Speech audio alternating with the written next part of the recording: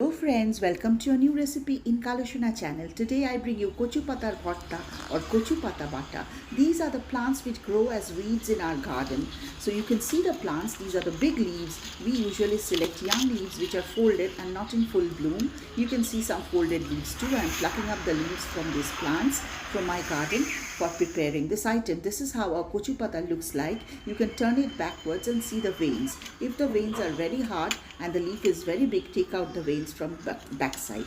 Just like this, with your hands pluck out the veins. We wash the kochu leaves very well and then we cut them into smaller pieces and boil them so that they become soft. It contains an element in it called calcium oxalate which causes itching in your throat if you do not boil it and take out the water, drain out the water. So I'm cutting it all into smaller pieces.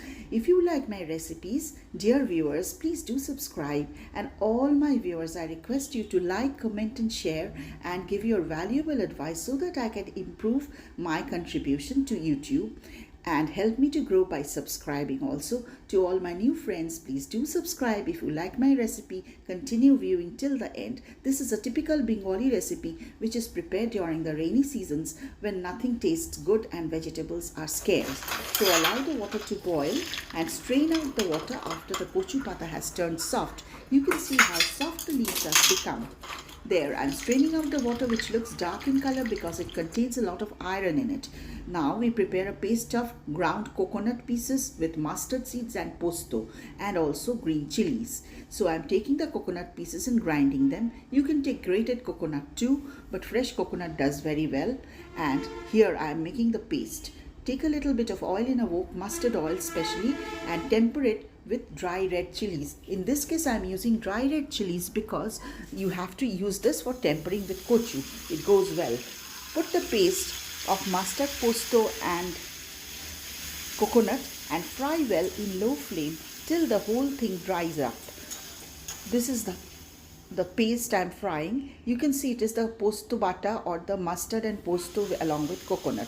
So fry it in low flame so that it doesn't burn. Add a little bit of water by washing the pot where you have kept the paste and continue frying till the whole thing is very dry and the raw smell goes off. The coconut gives off a beautiful smell. Add salt and turmeric, the usual items which are added to all food materials. Continue stirring and frying. Then add the kachupata.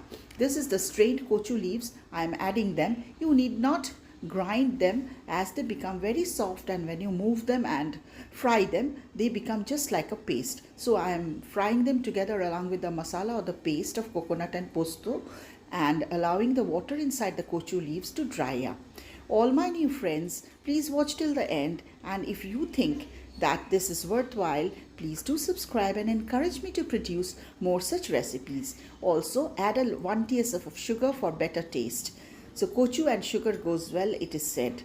Now the whole thing is dried up. You can see my kachupata bhorta or kachupata bata is almost done.